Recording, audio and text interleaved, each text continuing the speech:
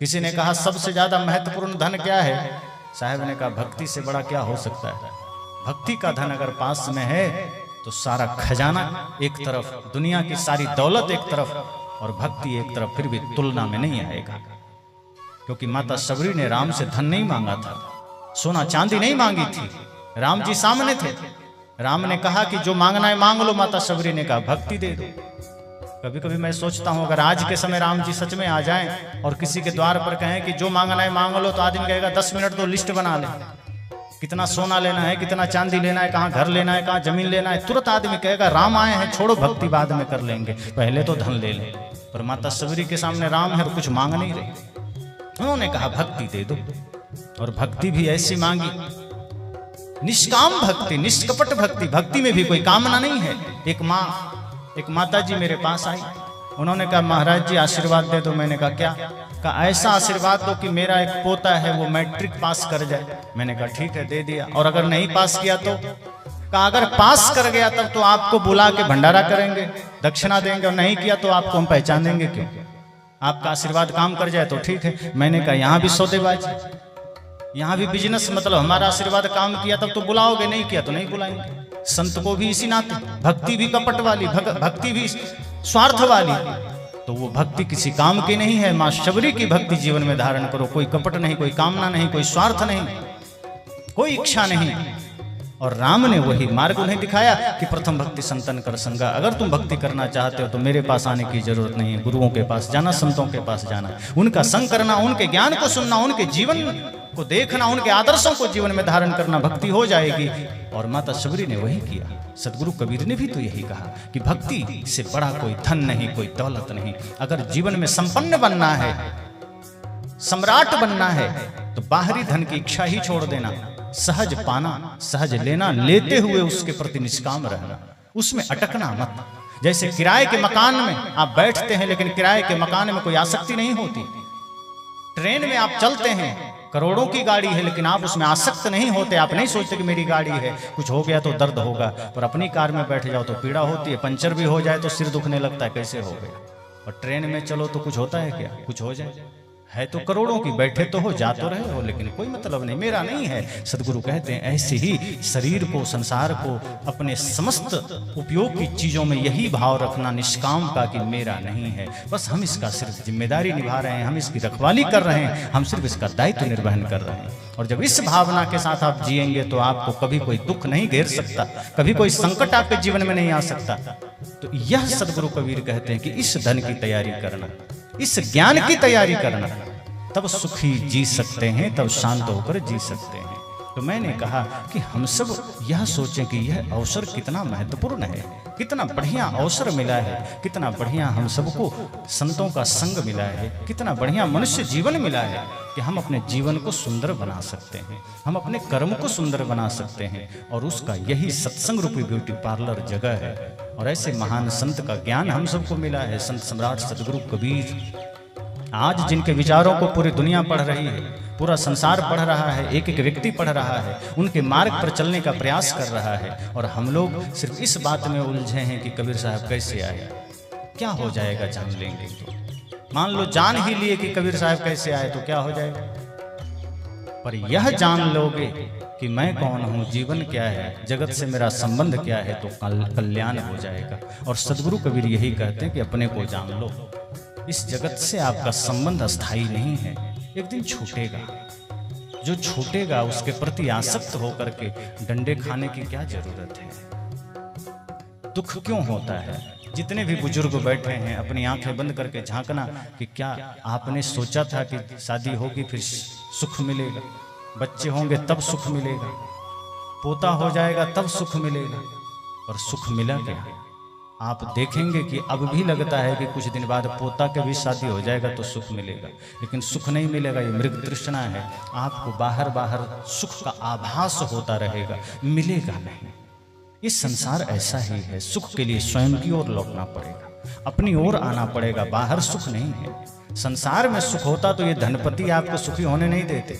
ये जितने टाटा, बिड़ला, डालमिया, अंबानी, अडानी है ना, अगर सुख धन से मिलता तो ये अब तक सारा सुख खरीद के रख लिए होते, फिर आप लोग को तो मिलता ही नहीं। यही तो सबसे बड़ी बात है कि धन से सुख मिलता नहीं, वरना आप तो आप हम लोग तो एकदम भिखारी बने रहते, क्योंकि पैसा तो उनके पास वो तो खरीद लिए होते। लेकिन सुख मिलता है तपस्या से, सुख मिलता है त्याग से, और वो लोग वो कर नहीं सकते। और अगर हमने कर लिया तो सुख हमारे पास होगा। जितने बड़े बड़े धनपति हैं, मेडिकल स्टोर में जाना, हो सकता है आप में से भी कोई बैठा हो, नींद की गोलियां खानी पड़ती है सोने के लिए। लेकिन जो किसान हैं, 8 बजे भोजन किया नहीं कि खराटे मार के सो गया, कोई नींद की गोलियां नहीं खानी पड़ती। तो जितना ज़्यादा धन उतनी ज़्यादा बेचैनी, उतना ज़्यादा अनिश्चितता, उतना ज़्यादा परेशानी। सदगुरु कहते हैं इसलिए वो धन प्राप्त करो जो आपको सुखी कर सके, जो आपको शांत कर सके। और इस फेर में मत रहना कि कोई हमें आशीर्वाद से सुखी कर देगा, कि कोई ताबीज देकर सुखी कर देगा, कि कोई यंत्र देकर हमें धनपति कर देगा। इस फेर में मत रहना। टीवी में ऐसे बहुत से विज्ञापन आते हैं, टीवी आप खोलेंगे ना तो ऐसे ऐसे विज्ञापन आते हैं कि ये यंत्र ले लो। एक धन वर्षा यंत्र आता है, कछुआ दिखाता है आदमी कि कछुआ घर में रख लो तो धनपति हो जाओगे। और बहुत से अभागा खरीद भी लेता है कि हो सकता है हम धनपति हो जाए। ऐसा होता तो अमेरिका वाले पहले ही खरीद लेते, और वो बिना खरीदे धनपति। लेकिन हमारे भारत के लोगों का बुद्धि मारी गई, वो कछुआ के पीछे भाग रहे हैं कि चांदी का कछुआ घर में ले आएंगे तो हम भी धनपति हो जाएंगे। अगर कछुआ से, यंत्र से कोई धनपति होता, किसी भी ताबीज से दुख दर्द मिट जाते, तो मोदी जी 5 किलो अनाज की जगह में कछुए बांट देते 80 करोड़ जनता को कि लो तुम भी धनी हो जाओ, कुछ करने की जरूरत ही नहीं। एक ही बार ना पैसा लगेगा। एक चांदी का कछुआ बांटने में जो खर्च आएगा एक ही बार तो आएगा, सब करोड़पति हो जाएगा। लेकिन ऐसा नहीं है, ये झूठा है, इसमें फंसना मत। सदगुरु कबीर सजग करते हैं, भ्रम में मत पड़ जाना। कोई ताबीज देने आएगा, इस भ्रम में मत रहना कि ताबीज से सुख मिलेगा, समृद्धि मिलेगी। सदगुरु कबीर इसके सख्त खिलाफ हैं। वे कहते हैं आपके श्रम से, आपके मेहनत से अगर मिलेगा तो मिलेगा, वरना कोई ताबीज, कोई यंत्र काम नहीं करेगा। कि आप किसी ताबीज के चक्कर में चले जाओ। कई लोग अंगूठी पहन लेते हैं हाथों में। एक से मैंने कहा क्यों पहने, कहा कि शनि ग्रह हमने बांध लिया है। मैंने कहा हुआ क्या था, कहा शनि ग्रह टेढ़ा हो गया था। हम के बाप, शनि ग्रह पृथ्वी से इतना बड़ा है, वो टेढ़ा हो गया तुम ही पर अकेले। वो टेढ़ा होगा तो पूरी धरती पर होगा कि अकेले तुम पर टेढ़ा हो गया। मान लो वो टेढ़ा भी हो जाएगा तो पूरी धरती पर उसका असर होगा ना, कि सिर्फ अकेले तुम पर होगा। तो कहा सीधा कैसे किया, टेढ़ा हो गया तो? कहा एक बाबा ने अंगूठी दे दी, सीधा हो गया। मैंने कहा वाह बेवकूफ बनाया तुम। मतलब एक छोटी सी अंगूठी में इतनी ताकत है कि इतना बड़ा शनि ग्रह को यहीं से सीधा कर दिया। मैंने कहा मैं एक छोटा सा ईंट का टुकड़ा रख रहा हूँ, बाबा को बुलाओ और अंगूठी से उसको सीधा करके दिखाओ तो मान लूंगा शनि ग्रह भी सीधा हो जाएगा। ग्रह तुमको नहीं लगा है, तुम्हारे धन को, वैभव को देखकर ग्रह उन ताबीज बेचने वालों को लगा है। वो आपका धन को देखा तो सोचा कैसे लूटें, तो ताबीज बना लिया कि इसी बहाने जनता तो मूर्ख है, लूट लेंगे। अंगूठी पहना दिया। अब आदमी किसी में शनि को बांधा है, किसी में राहु को, किसी में केतु को, सभी अंगुलियां अंगूठियों से भरा है किसी न किसी माध्यम से। सदगुरु कहते हैं इनसे कुछ नहीं होता। आप अपने हाथों से बढ़िया श्रम करना, मेहनत करना, सारे ग्रह दूर रहेंगे, सारे भूत प्रेत दूर रहेंगे। सदगुरु कबीर की भक्ति पर भरोसा करना, सदगुरु कबीर के ज्ञान पर भरोसा करना। महात्मा बुद्ध, महात्मा महावीर, गुरु नानक देव, सदगुरु रविदास जैसे महान संतों के वाणियों पर भरोसा करना। उनके ज्ञान को अगर जीवन में धारण करोगे, कोई भी भूत प्रेत, कोई भी ग्रह लगन आपको छू नहीं सकता है, वो कुछ होता ही नहीं। अगर भ्रम में पड़ेंगे तो भ्रम में पड़ते रहेंगे, लोग आपको मूर्ख बनाते रहेंगे और आप ठगाते रहेंगे। इस धरती पर ऐसे भी लोग हैं कि जो धूर्त हैं, वो समाज को ठगते हैं और मूर्ख फंसते हैं। अगर हम मूर्ख हो जाते हैं तो धूर्त हमें ठग लेते हैं, फिर वो आपको कुछ भी बता देंगे। इसी मंच पर बैठ करके बहुत से ऐसे कथावाचक है जो कहते हैं कि आपको धर्म करने की जरूरत नहीं है। आपने भी सुना होगा, आपको माता पिता गुरु की सेवा करने की जरूरत नहीं है, तो क्या करना है? भाई से प्रेम करने की जरूरत नहीं है, मांस मछली छोड़ने की जरूरत नहीं है। आप दारू पियो, मतलब शराब पियो, माता पिता से झगड़ा करो, जितने पाप करने हैं सब करो, तो पाप से मुक्ति कैसे मिलेगी? तो वो धर्मगुरु कहता है कि बस जब मरोगे तो अपने बच्चों से कह देना कि वो तुम्हारी चिता में तुलसी की लकड़ी डाल देंगे, तुम सीधे स्वर्ग चले जाओ। इतना सरल है। फिर तो रामायण ही झूठी हो गई, फिर राम जी का किताब को ही फेंक देना चाहिए, गीता झूठी हो गई, वेद झूठा हो गया। रामायण में फिर राम जी ने क्यों कहा निर्मल मन जन सो मोहि पावा, मोहि कपट छल छिद्र न भावा, कि जिसका मन निर्मल है वो मोहि भावा। वो तो कह देते कि नहीं अंतिम समय में जो चिता में तुलसी का लकड़ी डाल दे वही मेरे तक पहुंचे। ऐसा तो नहीं है, लेकिन कथाकार आपको बेवकूफ बनाते हैं कि तुलसी की लकड़ी अंतिम में डाल दो सब कुछ मिल जाएगा, सारा फल मिल जाएगा। कुछ ऐसे कथावाचक हैं जो आपके बच्चों के भविष्य के साथ खेलते हैं। वे कहते हैं बेलपत्र में शहद लगा के शिवलिंग में चिपका दो, बेटा पास हो जाएगा। और आदमी कहता है जय बाबा की, सही कह रहे हैं। और ऐसे में बेचारे जो कहते हैं ऐसा, उन्हीं का बेटा फेल हो गया मैट्रिक, कहते रह गए। सदगुरु कहते हैं अपने कर्म पर भरोसा करना, इन मूर्खताओं से कुछ नहीं होता। ये कबीर विचार मंच है, यहाँ विचारने की बात है, यहाँ समझने की बात है, किसी भी भ्रम में पड़ने की बात नहीं है। सदगुरु नहीं कहते कि मेरे पास आओ आशीर्वाद से तुम्हारा जीवन बदल दूंगा। वो कहते हैं मेहनत करोगे, श्रम करोगे, सही मार्ग पर चलोगे, गुरु की भक्ति धारण करोगे, तुम्हारा काम कोई बिगाड़ नहीं सकता है। अगर तुम सच्चे अर्थ में परमार्थ के मार्ग को चुन करके और न्याय के साथ चलेंगे, निष्पक्षता के साथ चलेंगे, दृढ़ प्रतिज्ञा के साथ चलेंगे, आपका मार्ग कोई बाधित नहीं कर सकता है। ना कोई राहु, ना केतु, ना कोई बिल्ली। आदमी रास्ते में जा रहा है, बिल्ली पार हो गई, आदमी परेशान हो जाता है, बिल्ली ने रास्ता काट दिया। आपसे छोटा सा जीव है, निकलना था निकल गया। इतना भारी शरीर लेकर आदमी कहता है बिल्ली ने रास्ता काट दिया। अरे बेचारा, बिल्ली ने क्या बिगाड़ा? आपने उसका रास्ता काट दिया। हो सकता है बिल्ली पर संकट आ जाए। आदमी से ज्यादा जालिम कोई नहीं है, बिल्ली थोड़े कुछ करती। आदमी गुजर जाए तो बिल्ली पर संकट आ सकता है, अन्य जीवों पर संकट आ सकता है। आज इस धरती पर समस्या सांप से नहीं है, बिच्छू से नहीं है। आज इस धरती पर संकट शेर से नहीं है, बाघ से नहीं है। इस धरती पर सारा संकट इंसानों से है। आप कहीं भी जाएं तो आप ये नहीं कहते कि उस रास्ते में सांप है हम नहीं जाएंगे, लेकिन आज हमारी माँ बहन बेटियां अगर किसी मार्ग में जाने से डरती है, वो कहती उस मार्ग में कोई लुच्चा लफंगा खड़ा होगा, हम नहीं जा सकते। इस देश में जिस धरती में कभी बुद्ध महावीर कबीर ने जन्म लिया हो, जिस धरती में कहीं भगत सिंह चंद्रशेखर आजाद नेताजी सुभाष ने जन्म लिया हो, उस धरती पर हमारे होते हुए किसी माँ बहन बेटी को सिर झुकाकर चलना पड़े तो धिक्कार है कि नहीं? अगर हम अपने जीवन में इतना सामर्थ्य ना जगा सके कि हमारे होते हुए माँ बहन बेटियां सिर उठाकर चल सकें, गौरव के साथ चल सकें, निश्चितता के साथ चल सकें, भयमुक्त होकर चल सकें, तो आदमी को धिक्कार है कि वो इस धरती में जन्म लिया है। तो सदगुरु कबीर कहते हैं अपने पौरुष को जगाना और अपने पौरुष को गलत इस्तेमाल मत करना। अपने आप को इतना सजग सशक्त मजबूत बनाना कि आपके होते हुए इस धरती पर स्वर्ग आ सके, इस समाज में स्वर्ग आ सके और माँ बहन बेटियां सुरक्षित यात्रा कर सके। तो आज अगर कोई भयभीत होता है वो इंसान से होता है, किसी जानवर से नहीं होता। अगर आज आपकी यात्रा में आपको कहीं भय लगता है तो किसी न किसी इंसान रूपी राक्षस से लगता है, इस इंसानी चोला में पीछे छिपा हुआ शैतान से लगता है, न कि आपको शेर से लगता है। आप जानते हैं कि अब जानवर उतने खतरे नहीं पैदा करते, अब ये जानवर उतने खतरनाक न रहे। अब सबसे ज्यादा खतरा आपको इंसानों से होता है। इसलिए संतों ने कहा जंगल सदृश हो गया बाजार देखिए, है खून से सना हुआ अखबार देखिए, आईने में आएगी तस्वीर आपकी, एक बार देखिए चाहे 100 बार देखिए। जंगल सदृश हो गया बाजार देखिए।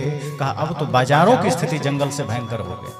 अब तो हर आदमी एक दूसरे के खून के प्यासे पड़ा है, एक दूसरे के अस्मिता के साथ खिलवाड़ कर रहा है। इतने मंदिर, इतने मस्जिद, इतने गिरजाघर, इतने गुरुद्वारे होते हुए आज हमारे समाज में कोई सुरक्षा नहीं, कोई सम्मान नहीं, कोई रक्षा नहीं। क्यों?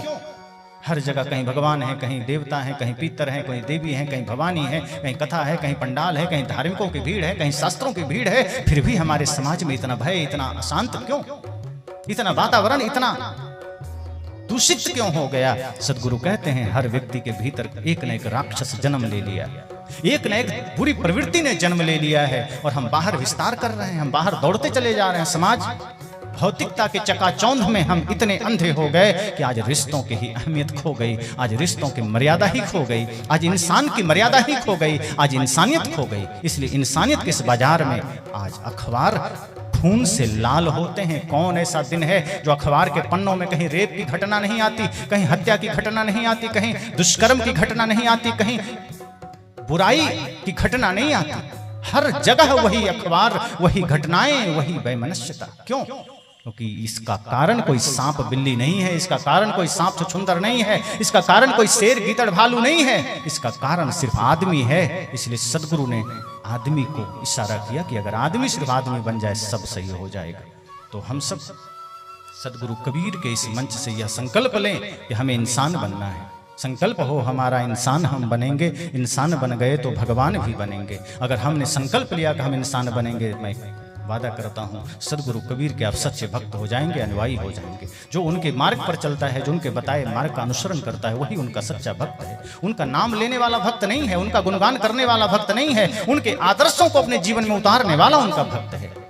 जो कोई भी उनके ज्ञान को अपने आचरण में उतार लेगा वही कबीर साहब का परम भक्त होगा। जो सिर्फ नाम लेगा वो क्या भक्त होगा? नाम लेने से कुछ नहीं होता। उनके ज्ञान को जब हम जीवन में उतारेंगे तो भक्त होंगे।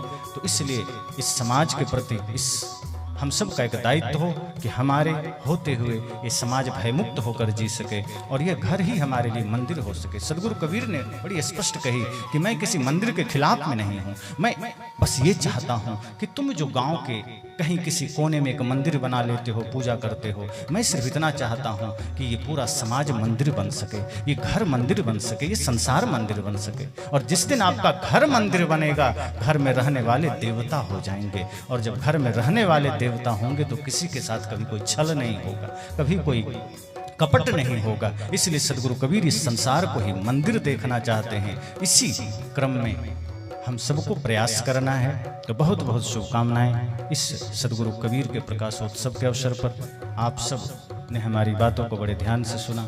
हमारे आयोजकों को और सभी कमेटी के सदस्यों को ढेरों शुभकामनाएं, मंगल कामनाएं, साधुवाद कि आप ऐसे ही सदगुरु कबीर के विचारों को, अन्य महापुरुषों के विचारों को समाज में फैलाने के लिए ऐसे कार्य करते रहें, ऐसे सत्संग करते रहें जिससे समाज में चेतना जग सके, जागृति आ सके।